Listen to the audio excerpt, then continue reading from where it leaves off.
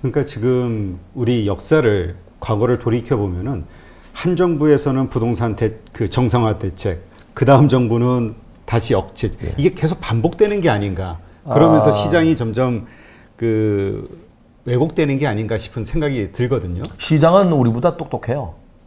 항상. 부동산 시장을 더듬어 올라가면 가장 안정기에 있었던 것이 바로 노태우 정부입니다. 네. 88 올림픽이 끝나고 난 이후에 유동성도 많은데도 불구하고 89년, 90년도부터 1기 신도시를 공급해서 공급량이 많았기 때문에 상당 기간 시장이 안정화됐죠. 그러다가 결국에 97년도 12월에 IMF를 맞이했지만은 이후에 이제 그 98년도, 9년도에 공급이 전혀 없었습니다. 그러다 보니까 김대중 정부 들어와서 IMF를 극복하는 과정에 부동산 가격이 오르기 시작했습니다. 그 오르기 시작한 게 바로 노무현 정부까지 넘어온 겁니다. 2006년도, 7년도까지. 근데 이제 2006년도, 7년도, 8년도 지나면서 2007년도에 서브프라임 모기지 사태, 2008년도에 IB은행인 리만 브로더스가 부도를 냈죠. 6,130억 달러. 이게 이제 대외 경제의 불확실성이 국내 시장까지 덮치는 바람에 MB 정부 내내 부동산 시장이 어려웠어요. 2008년도 리만 사태, 2009년도 2009년도 영국발 금융위기, 2010년, 11년도 그리스, 이탈리아, 포르투갈, 스페인을 통한 유럽발 금융위기. 그러면서 내수경제도 어려웠어요. 그 이유는 아까도 말씀드렸지만 2009년도 1월 달에 16만 6천 세대 미분양 주택이 2010년, 11년, 12년까지 계속 갔습니다. 네. 그러던 차에 이제 박근혜 정부가 2013년도에 집권하면서 시장을 정상화시키겠다고 규제를 완화했죠. 자, 이번 정부가 이제 진보 정부고, 또 2005년도에 노무현 정부가 진보 정부라고 해서 꼭 가격이 오르고 내린다고 보는 건 뭐 타당하지 않을 수 있어요. 온당치 않을 수 있는데, 문제는 가격이 오르고 내리는 롤러코스터를 타면서, 올라가는 시점에 진보 정부가 집권한 거예요. 항상. 그래서 규제하다 보니까, 진보 정부가 집권하면 가격은 오른다. 왜? 공급도 안 하고 규제하기 때문에. 그런 이제 속설이 생긴 건데요. 이번 문재인 정부도 진보 정부지만 주택 공급을 안 하겠다는 건 아닙니다. 일단은 시장을 안정화시키고 공급하겠다는 게 잘못된 거죠. 공급을 하면서 시장을 안정화시켜야 되는데 또 수요를 분산하면서 시장을 안정화시켜야 되는데 공급 억제와 수요 억제를 하고 난 다음에 시장을 공급을 하겠다는 게 잘못된 거죠. 네. 네. 그러니까 지금 많은 대책이 나왔음에도 불구하고 지금 10주 연속해서 이제 아파트가 오름세다 이런 얘기가 있거든요. 그러면 지금 현재 나와 있는 최종적인 대책까지도 지금 집값을 억제하는 데는 실패한 것이다라고 봐야 되나요? 아니면 그렇게 볼 수는 없고요. 좀 나중에 나오는 네, 나중에 나옵니다. 자, 종합부동산세는 6월 1일 기준으로 해서 12월 1일부터 15일까지 부과됩니다. 종부세가 상당히 많이 올랐잖아요. 말로는 올랐는데 피부로와 닿지 않아요. 그래서 아마도 다주택자가 증여하거나 매매를 하기 위해서 내놓는다면 내년 5월 말까지 내놓을 것 같아요. 내년 6월 1일 기준이니까. 그렇죠. 내년 5월까지 가봐야 알아요. 그 뒤에 이제 정말 재산세나 보유세가 많이 나오고 종부세가 많이 나오면 그때 가서 이제 좀 발등에 불처럼 좀 당황하지 않겠나. 문제는 시장을 이렇게 규제로 통제해서 안정화시키는 것은 규제가 완화되고 또 시장이 완화가 되면 문제가 벌써 생길 수 있어요. 그래서 시장은 우리보다 더 똑똑하게 변합니다. 뭐 돈이라는 건 자기가 살 곳을 다 찾아가지고 나가니까. 네. 그러니까 물은 위에서 아래로 흐르잖아요. 돈은 수익이 있는 곳으로 흐릅니다. 네, 그렇죠. 네. 그러면 지금 이게 가장 근본적인 질문인데요. 이게 이제 사실 반복되는 건데 왜 정부는 항상 한 발 앞서서 그 수요에 대한 문제, 그러니까 미리 좀 아파트의 그 건설 대책이라든가 이런 것들을 세우지 못하는 어떤 이유가 있나요? 김현미 장관이 국회에서 말씀하신 대로 서울의 주택이 공급이 부족하지 않다라고 계속 역설한 이유는 두 가지 이유가 있어요. 하나는 인구가 감소하면서 임대주택 중에서 원룸이 많이 공급되고 있습니다. 네. 도시형 생활주택이나 또는 청년 임대주택이 많이 공급되는데 이것도 주택수로 친 거예요. 그러면 공급이 많아요. 근데 문제는 혼자 살 때 원룸은 임시거처예요. 결혼을 하게 되면 그이와 그녀가 생기면 방이 한 칸 이상 있어야 아이를 기를 수 있고 시댁 친정 부모가 오면 같이 잘 수가 있어요. 네. 이게 부족한 거예요. 임대 금액도 원룸보다는 방이 2칸, 3칸 없는 게 부족하고 올라가는 거거든요. 그렇죠. 이거 생각 안 한 거예요. 그리고 또 한 가지는 이제 서울의 주택 공급률이 2018년도 기준으로 95.6%입니다. 2017년도 기준으로 자가주택 보유율이 48.6%나 됩니다. 그리고 자가주택 점유율, 자기가 자기 집에 사는 게 40.6%입니다. 결국에 50%는 자기 집이 없어요. 결국에 약 50% 이상이. 이런 사람들에게 주택을 공급하는 방법은 정부가 주택을 짓는 것도 있지만 다주택자가 나눠주면 좋다고 생각한 거예요. 지금 그 다주택자의 매물이 나와야 된다라는 네. 게 아마 지금 컨센서스 네, 같아요. 그런데 이게 잘못 판단한 거예요. 다주택자가 매각 차익, 캐피탈 게인을 통해서 이득을 얻으려고 산 사람도 물론 있어요. 그러나 1년, 2년이 아니고 장기 보유한 사람들은 두 가지 형태가 있습니다. 하나는 월세를 받기 위해서 소득이 없는 사람이 수익 부동산 대체 투자로 투자한 경우가 있고요. 또 하나는 이제 어쩔 수 없이 2주택 된 경우가 있어요. 전주택을 팔리지 않았는데 새로운 곳으로 이사를 갔거나 상속, 증여를 받은 경우도 있겠죠. 임대주택은 이 다주택자가 공급하는 민간 임대주택을 긍정적인 측면도 있다는 얘기예요. 그러나 이제 투기 목적으로 투자하는 1가구 2주택, 3주택은 분명히 처벌해야 되고 처벌이 안 된다면 과세해야 돼요. 근데 주택을 많이 갖고 있다고 처벌할 수는 없잖아요. 계속 과세가 이제 높아지는 건데 문제는 이제 이렇게 그 주택 공급 자체가 신상품하고 똑같아요. 주택 공급이 100%라고 하더라도 시간이 지나면 양복도 새 거 입고 싶고 또 신상품을 구하고 싶듯이 주거 환경이 점점 스마트홈으로 바뀌기 때문에 깨끗한 주택은 그 수요가 계속 있어요. 근데 이걸 막아버렸어요. 박원순 시장이 들어오면서. 서울시의 재건축 가능 단지가 정비사업 단지가 2016년도 7월 1일 기준으로 1,300군데였습니다.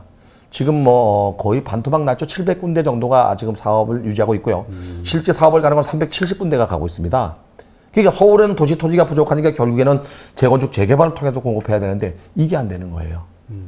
그렇게 했던 데에는 뭐 또 가격 상승이 될까봐 그랬던 건가요? 그렇죠. 불로소득이 생긴다고 생각했던 거예요. 단독주택이나 연립주택은 자기가 자기 입을 지면 과세하지 않는데 이 단지를 이루는 재건축 재개발은 과세하잖아요. 여기에 대해서 인식이 좀 잘못된 것 같아요. 저는. 단독주택도 자기가 지어서 자산소득이 증가했다면 자산 가치가 증가했다면 과세해야 돼요. 아니면 자유롭게 놔두든지 그리고 재산세로 부과하면 돼요. 그런데 지난해 12월 27일 날 재건축 초과이익 환수가 합헌됐잖아요. 네. 저는 이거 잘못됐다고 봐요. 자기가 자기 집을 짓는데 거기에 대해 과세하는 거는 불로소득이라고 본 거죠, 국가는. 그것보다는 재산세를 올리면 관계없습니다. 특히 이제 재산세 인상도 1가구 1주택은 오히려 누진 과세가 아니고 역진세를 도입해야 돼요. 집 하나 달랑 갖고 있는데 집값이 올랐다고 해서 소득이 증가한 건 아닌데 불구하고 세금이 오른다면 점점 어려워지거든요. 그래서 기본세율은 놔두고 주택가격이 올라간다면 오히려 기본세율에다 플러스 되는 게 뭐 50, 100 올라갈 게 아니라 20, 30 올라가듯이 역진세를 도입해야 돼요. 적게. 그래도 세금 많이 내게 되거든요. 그런데 이제 이 재건축 재개발하면서 짓는 주택에 대해서 이렇게 재산세를 부과하면 되는데 이거를 재건축 초과이익 환수를 부과되는 거는 과하다. 그 내용을 들여다보면 또 잘못된 게 있어요. 정부가 이제 헌법재판소에서 판결한 내용은 뭐 이해가 갑니다. 개발이 있는 곳에 이익이고 또 자기 노력이 아닌 것에 대한 과세는 불로소득이니까 개발이익 환수를 해야 된다고 보는데 부과 시점이 이제 준공 시점으로부터 거꾸로 10년 동안 부과하게 돼 있는데 예를 들어서 우리가 재건축 합시다 하고 도장을 찍었어요. 그리고 1년 후에 2년 후에 조합을 인가받고 그 다음에 또 1년 후에 사업 승인 받고 사업을 10년 내에 끝냈다면 재건축 사업을 하겠다고 도장 찍은 날도 사업으로 인정받고 세금을 내는 건 억울하다고 생각해요. 저는. 지금 3기 신도시나 택지개발지구 같은 경우는요. 하겠다고 발표해도 그 가격이 계속 오르잖아요. 오른 걸로 보상합니다. 언제 시점으로 하느냐? 사업 인정 고시일 시점으로 합니다. 그러면 재건축 재개발도 사업 인가 시점부터 세금을 물리는 게 맞아요. 왜? 조합까지 결정하고 깨질 수도 있거든요. 이걸 다 묶어서 과세하는 건 좀 잘못될 수 있는데 좀 뭐 조세가 좀 디테일해야 돼요. 그러니까 이게 보니까 그 선택의 순간에는 양쪽의 그 어떤 결정 사항들이 네. 다 나름대로의 논리나 이유가 있는 거잖아요. 네. 근데 이제 어쨌건 결과론적으로 어쨌든 뭐 정부가 이제 일단 어떤 책임을 가지고 있는 거니까 책임권을 행사하고 있는 거니까 안 좋은 결과가 나온 거에 대해서 이제 우리가 비판할 수밖에 없는 건데. 근데 이제 외국 사례를 볼 때요. 네. 아주 긍정적인 것만 보든지 정부 입장에서만 봐요. 이게 뭐냐면 약자 보호 원칙으로 가게 되면 정부는 유리하거든요. 가진 자보다 없는 자가 더 많으니까 이게 포퓰리즘일 수 있거든요. 예를 들면 영국이나 프랑스 같은 경우는요. 보유세를 임차인이 냅니다.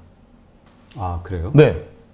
거주자가 냅니다. 사용자가 냅니다. 근데 우리나라는 주인이 다 되잖아요. 살지 않으면서도 물론 이제 전세 제도가 인도의 일부 지역과 이제 뭐 외국에도 일부 있긴 있습니다만 거의 우리나라 전적으로 전세 제도가 많으니까 목돈을 받았으니까 네가 다른 데 또 투자할 수 있고 수익 있지 않냐 이렇게 볼 수는 있지만 어쨌든 사용자가 일부 부담하는 방법도 있거든요.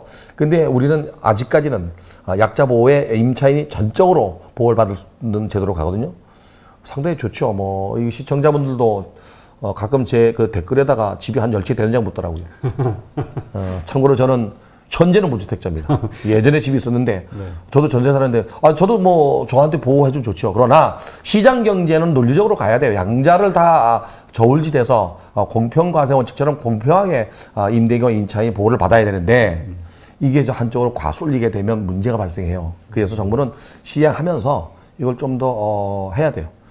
저도 지금 빨리 집을 사야 되는데 너무 많이 올랐어요. 지금 걱정입니다. 그러면 지금 그게 바로 우리 무주택자들이 가지고 있는 고민이거든요. 네. 지금 집을 사야 될 때가 맞습니까? 지금 많이 올랐고 지금 또 계속 오를 것 같아요. 근데 10억짜리가 20억 되면 10억 다시 안 됩니다. 15억도 다시 안 됩니다. 부동산의 역사를 보면은요, X축이 타임라인이고 Y축이 페이먼트 라인이면 상승곡선을 그리되 규제가 있거나 공급이 늘어나면 떨어졌다 올라가고 떨어졌다 올라가는 게 지속적으로 올라갑니다. 떨어지는 그 순간 잠깐 떨어지는데 그게 타이밍이라고 얘기해요, 우리는. 저는 만약에 무주택자가 주택을 구입할 여력이 있다면 두 가지 양상이라고 봐요. 상해 최초 주택 구입자나 신혼부부 같으면 정부가 주택을 공급을 많이 드리니까 그걸 노려야 돼요. 서울도 있고 수도권도 있습니다. 저같이 예전에 주택이 있다가 팔고 다시 집을 못 산 사람들도 많이 있고 작은 주택을 팔고 큰 주택으로 옮기는 사람들은 만약에 자본 여력이 있다면 자기 수준에 맞는 돈이 있다면 내년 5월 말 전에 급매물권을 노려볼 필요도 있다고 생각돼요. 다주택자들이 내놓는 매물.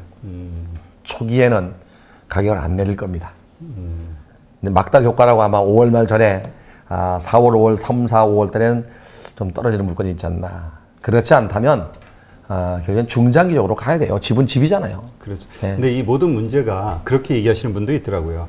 그러니까 일본 같은 경우는 예전에 이제 법을 꺼지고 나서 잃어버린 20년, 30년 그 네. 과정 속에서 부동산이라는 거는 이제 더 이상 재테크의 수단이 아니라 거주의 수단으로 이게 변화가 돼가지고 그 투기성 이런 것들이 일어나질 않는데 한국은 일단 사놓으면 부동산 불패신화라고 하나요?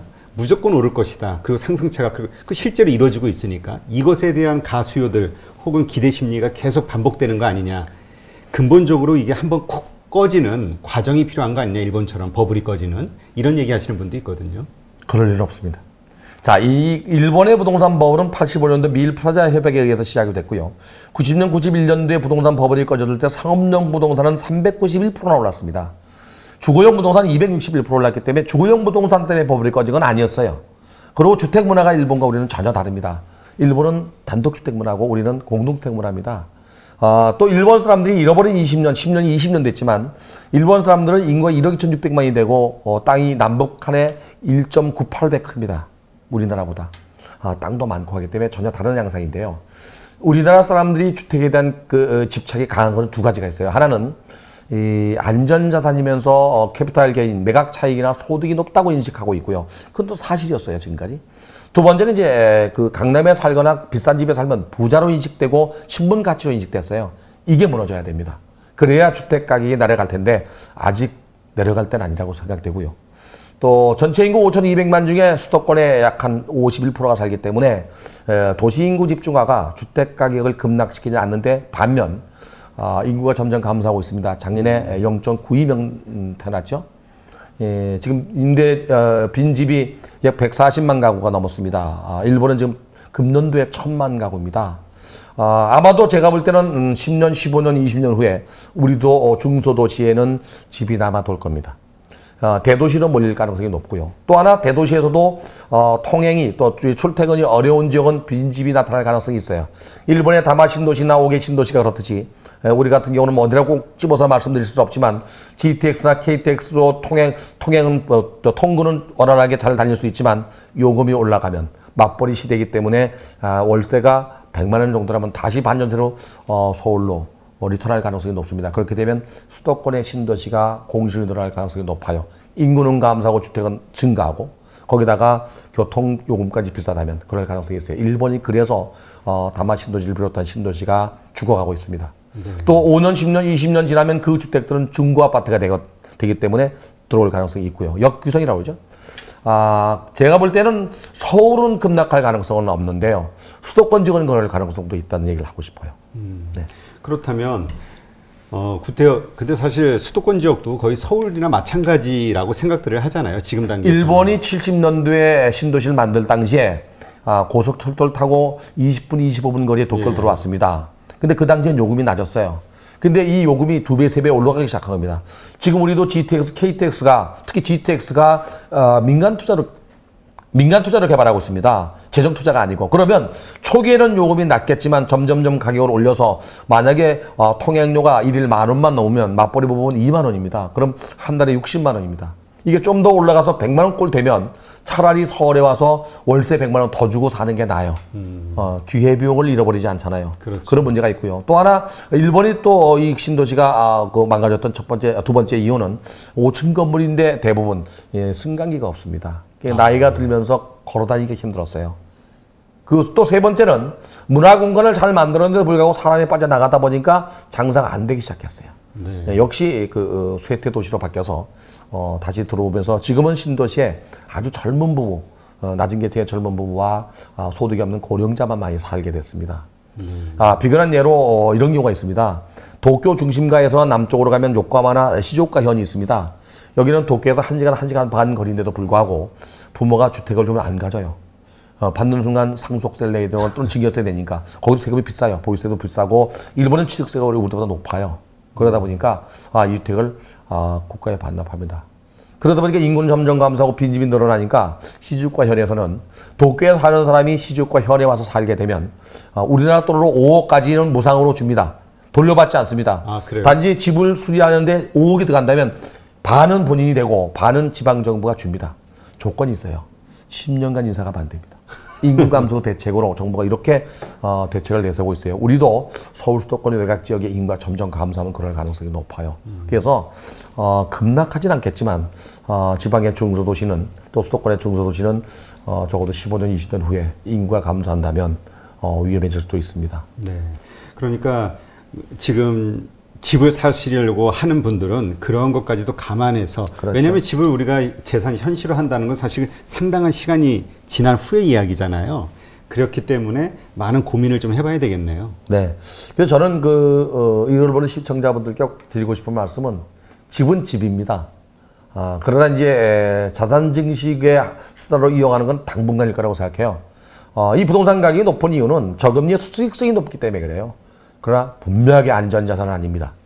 네. 그래서 너무 많이 올랐죠. 네. 그래서 안전자산은 아니기 때문에 서둘 필요는 없다고 생각하고요. 정부가 지속적으로 주택을 공급할 겁니다, 아마. 이번 정부도 그렇고 다음 정부 또 어디가 집권하더라도 지속적으로 주택 공급을 할 겁니다. 그러면 그때 가서 사도 늦지 않다고 생각이 돼요. 단지 이제 전월세 상한제하고 계약계획 청구를 하니까 안전하게 5% 이내에서 인상해주고 살 수 있고요. 또 한 번에 알쳐서 이사 비용이나 중개수도 내지 않고 더 연장해 살 수 있기 때문에 마음 좋은 주인을 만나면 또 8년까지 살 수 있습니다. 그렇기 때문에 뭐 서둘 필요 없다고 생각하고요. 저는 정부에 하고 싶은 말이 있습니다. 지난 1분기 기준으로 지금 현재 2017년도 12월 13일 날 정부가 임대주택 등록 활성화 방안을 내놓은 이후에 약 156만 9천 가구가 임대주택 등록을 했습니다. 이 주택은 4년 또는 8년 동안 일반 매각이 안 됩니다, 지금. 그러니까 임대시장도 안 나오고 매각시장도 안 나오니까 매물 부족 현상으로 가격이 오르는 것도 있거든요. 양도세를 올리더라도 오히려 양도세를 낮추고 이들이 일시적으로 주택을 공급할 수 있도록 매도할 수 있도록 빨리 했으면 좋겠습니다. 만약에 5분의 1만 해도 신도시급입니다. 일기 신도시급. 이거를 묶어놓은 것이 아마 정부의 실기가 아닌가 하는 생각이 듭니다. 네. 근데 이제 지금 그 똘똘한 한 채에 대한 우려와 함께요. 그 다음에 또 하나는 지금 이 코로나 때문에 이 비대면 문화가 점점 커지고 있잖아요. 그래서 이제 재택근무라든가 원격근무라든가 원격 화상회의라든가 이런 것들이 어떤 자리를 잡아가면서 이제는 서울권이 아닌 좀 외곽으로 가서 시골에서 살면서도 일을 할 수 있는 환경이 만들어지는 거 아니냐라는 이야기가 나오고 있거든요. 지금 당장 주택 문화가 바뀌지는 않을 거라고 생각이 돼요. 단지 이제 아이를 안 낳다 보니까 뭐 아들 하나 딸 하나 낳고 결혼을 시키면 지금 젊은 세대는 가격이 너무 많이 올라서 주택에 대한 포기 세대가 되잖아요. 근데 조금 더 시간이 지나면 아버지 집, 내 집, 장인 집, 내 집 될 때가 있어요. 거기다가 할아버지 집까지 내 집 될 수 있기 때문에 한 10년, 15년만 참으면 괜찮을 것 같아요. 그런데 이 코로나 사태가 비대면을 늘리면서 정부와 시대의 그 발전된 양태를 보인다 그러면 어디에 사는 게 중요하지 않을 것 같아요. 오히려 도심지에 10평짜리 살 바에야 수도권에 30평짜리 살면서 재택근무를 할 수 있기 때문에 젊은 사람들에 대한 주택 개념은 기성세대보다는 조금 더 바뀔 가능성이 있습니다. 네. 그러니까 지금 우리 시장에 가지고 있는 가장 큰 문제가 지금 초조함인 것 같거든요. 네. 왜냐하면 지금 정부를 믿고 이렇게 기다려보고 기다려봤는데 계속해서 상승이 되니까 이제는 화가 나고 이제 좀 그런 거죠. 이런 상황에서 그래도 그냥 마지막 막차 탄다 생각으로 들어가는 게 낫다라고 생각하는 저는 분도 아니라고 있고 생각해요. 차분하게 가라앉히고 3기 신도시가 바로 서울에 근접해 있기 때문에 3기 신도시가 입주할 4, 5년, 5, 6년 후에는 서울시장은 분명히 안정화됩니다. 그 사례가 바로 89년도, 90년도 1기 신도시가 서울에도 보통 20km 반경 이후에 있었는데도 불구하고 서울의 집값에 영향을 줘서 안정기에 접어들었거든요. 결국에는 공급입니다. 물론 수요자가 원하는 지역에 공급이 되어야 하지만 원하는 그 지역에 공급이 안 된다면 유사한 지역에도 공급이 된다면 시장 안정화에 영향을 주거든요. 근데 이번 3기 신도시는 일단 창릉지구가 고향 지역에 있는데요. 이게 일산 신도시와 서울 사이에 있기 때문에 매우 입지 조건이 좋습니다. 또 한강을 끼고 있고 이런 지역 같은 경우는 뭐 거의 반 서울이라고 봐도 돼요. 또는 그 하남 교산지구도 마찬가지고요. 과천지구는 물론 뭐 제일 좋고요. 그렇죠. 좀 멀다 그러면 이제 인천 계양지구나 또는 남양주 왕수 1, 2지구인데요. 인천 계양지구도 바로 김포공항하고 붙어 있어요. 예전에 김포는 경기도 김포로 알고 있었지만 지금 김포공항은 강서구예요. 그래서 강서구 마곡지구가 굉장히 뜨고 있기 때문에 그런 지역은 뭐 분양을 받아도 서울이나 진배 없기 때문에 교통만 원활하다면 조금 기다렸다가 3기 신도시 분양 받는 것도 뭐 좋을 수 있습니다. 단지 이렇게 이제 2가구, 3가구에 대해서 계속 다주택 규제하다 보니까 점점 똘똘한 주택 하나로 갈 가능성이 높습니다. 근데 뭐 우리가 정말 그걸로 재산상의 어떤 이득을 챙기려는 이제 시대가 지나가고 있으니까 그냥 어디에 살든 내가 편하게 내가 거주하는 곳과 일하는 곳과 그렇게 멀지 않다면 그냥 편하게 사는 것도 괜찮은 방법이지 않나요? 그렇죠. 이제 두 가지 양태인데요. 주거 만족이 높다고 해서 주택을 구입하진 않아요. 저는 지금 살고 있는데 주거 만족이 거의 반쯤이에요. 멀리 한강이 보이고요. 어디 사시는데요? 저는 김포시입니다. 근데 저희 상가, 우리 단지 옆에 또 라베니체 상가라고 이태리 상가가 쫙 있어요. 수변공원도 있고, 너무 좋습니다. 전 나이가 좀 들었습니다만 우리 집사람도 한갑이 넘어서 둘이 손잡고 이렇게 거닐면 천국에 온 것 같아요. 네. 이렇게 주거 만족이 높다고 해서 꼭 주택을 구입하진 않는다고 제가 말씀드린 이유가 저는 이미 아이들이 둘 다 출가했기 때문에 문제가 없는데 이제 아이를 기르는 학부모 입장이라면 교육을 찾아가거든요. 또 이렇게. 그렇죠. 또 직장을 열심히 다니는 분들은 또 직장을 또 찾아가거든요. 그래서 주거 만족이 높다고 매입 의향이 높은 건 아닙니다. 매입 의향이 높은 거는 결국에 직장과 학교와의 거리가 가까운 데 가거든요. 그래서 정부가 이런 점을 감안해서 이 주거 만족이 높은 지역 신도시에 학교라든지 또는 직장을 많이 옮길 수 있게 해줘야 됩니다. 신도시를 만들 때 저는 개인적으로요. 이게 영국의 제도거든요. 네. 도시가 비대해지니까 새로운 지역에 이주단지처럼 이제 베드타운처럼 만든 거예요. 만약에 제가 대통령이라면, 대통령이 될 일도 없지만 대통령이라면 이런 만약에 그렇게 주택 공급 문제가 나온다면 일단 기업을 만드는 기업 도시를 먼저 만들 것 같아요. 그래서 서울서 수도권으로 출근하게 하고 그 기업이 어느 정도 성숙되면은 그 기업 규모에 맞는 신도시를 옆에 만들어줄 것 같아. 그럼 나가서 살지 않을까요? 그렇죠. 안 가면은 가게 되면 세제 혜택을 주면 가요 또. 그래서 이렇게 직장과의 거리 그 속에서 유아원, 유치원 또는 중고등학교, 대학까지도 하나의 도시를 이룰 수 있게 만드는 게 참 좋은 것 같은데 그게 안 되네요. 네. 그러니까 이게 사실 막상 정책을 실행하는 입장에서 보면 또 이것저것 봐야 될 것들도 많고 뭐 어려움이 있겠죠. 그러나 네. 어쨌건 현재 상황에서 일단 우리 소비자들 입장, 국민들 입장에서는 지금 너무 초조해하지 말고 일단 조금 어차피 네. 정책은 강력한 것들이 돈이 만약에 나왔으니까. 있다면 내년 5월 말까지 마음에 맞는 걸 하나 사도 되긴 돼요. 그러나 금매로 나오는 거. 네, 그 이외에 사회 초년생이나 또는 생애 최초주택 구입자라든지 또는 신혼부부 7년 동안 신혼부부니까요. 신혼부부 이런 사람들은 입지가 좋은데 돈이 있으면 청약을 통해서 구입하는 것도 좋고요. 그렇지 않으면 3기 신도를 기다리는 것도 좋고요. 청약을 기다리는 사람들은 잘 생각해야 돼요. 지난 5월 달 기준으로 5월 말 기준으로 서울의 청약통장 가입자가 한국감정원사를 보면 599만 6천 명이 600만 명이 청약통장을 갖고 있어요. 그러니까 뭐 뚜껑 열면 몇백 대는 당연한 거예요. 물론 그 중에는요 1가구 2주택 3주택자도 있고요. 또 한 집에 2개, 3개 갖고 올 수도 있어요. 그래도 100만 명이라고 따져도 얼마나 많습니까? 그러게요. 그래서 청약통장은 가점을 잘 쌓아놓고 한 번에 딱 가야 돼요. 그리고 한 번 분양받으면 공공택지는 10년 동안 못 판다는 거 기억해야 됩니다. 입주를 10년 동안 해야 됩니다. 그래서 이제는 사는 곳이 내 고향이다. 주택을 잘 선택해서 내가 살고 싶은데 구입하는 게 어떻겠나 하는 생각이 들고요. 젊은 부부일수록에 수도권에 사는 게 좋습니다. 공기 좋고 아이들 뛰어놀기 좋고 공간이 넓어요. 꼭 서울이 아니더라도. 네, 물론 나이 드는 사람들이 나이 들어서 전원주택 간다고 하는데 그것보다는 오히려 병원에 가까운 데 있는 게 좋고요. 젊을 때 전원주택이나 신도시에 사는 것도 좋을 것 같아요. 네. 하여튼 오늘 명지대 부동산학과의 권대중 교수님을 모시고 현재 시행되는 임대차 3법이 어떠한 영향력을 갖고 있고 또 어떠한 부작용들이 예상이 되는지, 그리고 현재 이 부동산 시장이 앞으로 어떻게 흘러갈 것인지에 대해서 말씀을 들었고요.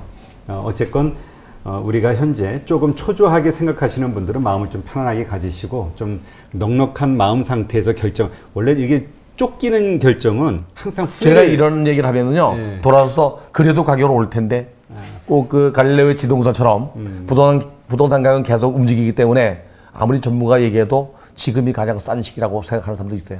예, 뭐 그렇게 될 수밖에 없는 데이터들이 있잖아요. 네. 그러나 어쨌건 지금 냉정하게 좀 시장을 보면은 네. 어쨌건 공급이 많이 예정이 되어 있고 그 다음에 네. 강력한 대책이 네. 이제 그 효과를 발휘할 것이 이제 얼마 후면 이제 나오게 되고 어떻게 될지 모르니까 일단은 좀 차분하게 그래야 이제 좀 마음이라도 편하고 네. 좀 그러니까 큰 실수하지 않을 수도 있는 거잖아요. 네, 집 한 번 잘못 쓰면 한 번 투자하면 전 재산입니다. 예, 전 재산이고 남은 평생이 걸려 있는 문제니까. 네, 네.